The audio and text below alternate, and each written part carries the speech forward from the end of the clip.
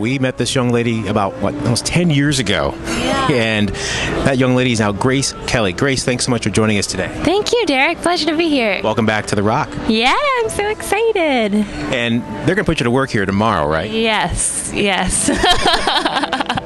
And you're going to be working at, I believe, Harrow East, 2 shows. I think it's 5:30 and 7:30. Yes, that's right. We're really excited. I haven't played this hall before. I've played Kilbourne, and then the year before we were in the more underground. Yeah, the Montage. Yeah, Montage, that's right. Yeah. And now, so, Grace, the last time we spoke, you've got a couple new things have happened. You moved to Los Angeles, moved to California. Yeah, What's that like, right. life on the West Coast? It's been so great. I've been meeting wonderful people. I've been getting licensing opportunities. Some of my music has been licensed into some movies, and just getting to do recordings there and work with great producers and writers. And it's really been expanding my horizons, which has been wonderful.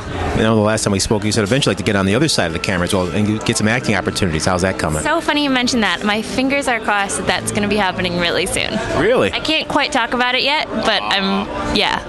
in the term, in development. Right, exactly. We're speaking with Grace Kelly on member-supported Jazz 90.1. Talk about your most latest release, because it's really cool. It's kind of a really big departure from what you've been doing in the past in terms of you're using all these electronics, you're using some of the ambient, some down-tempo stuff. Right. And folks have really, also who've never heard of you before, are now finding about you for the first time with this album. Yeah, my latest release is called Working for the Dreamers. It's an EP, and it was released by the legendary record producer Stuart Levine and Sonny Levine. And so it's a mix of pop, I call it like atmospheric pop, jazz, a lot of originals. There's also a cover tune on there. And it was my first time really working with electronics and having my own, playing and singing on it, even playing some synths on it as well. So it was a complete departure from my acoustic jazz stuff, and a really great thing for me to be able to see and hear myself in that setting. So I'm really proud of that one. We're speaking with Grace Kelly on Jazz 90.1. So give us an idea what we're going to be hearing tomorrow night. Yeah, well, we're really excited. We have a super fun, high-energy, dynamic set. It's going to be a lot of originals, but also some great cover songs. I Gracified Daft Punk's Get Lucky. We're doing Sia's Chandelier. It's a wonderful band. It's changed from the last time folks here have seen it, and it's going to be a really, really great time. I'm excited. We're speaking with Grace Kelly here, a member-supported Jazz 90.1, playing 2 shows tomorrow night at Harrow East, but she's here for a day early.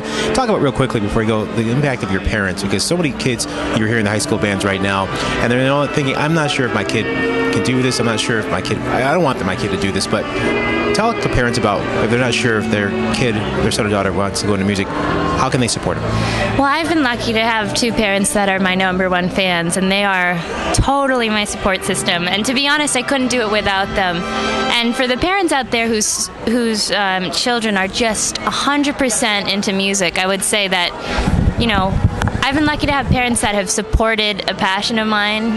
And as a kid who this is my passion, that's the only way that I can continue doing that. So, but obviously it's hard out there to become a musician. So I do say to children and people in music, you gotta be like 110% loving this. And not, for me, it's like I can't think of anything else I'd rather do. So with that, I'm lucky to have the support and be able to continue tracking on. So glad your mom 10 years ago pulled me aside and said, you know what, there's somebody you need to listen to. And she gave me your CD when you were, I think, 13. He's my biggest fan. Grace, thanks so much for joining us today. We'll see you tomorrow night. Thank you, Derek.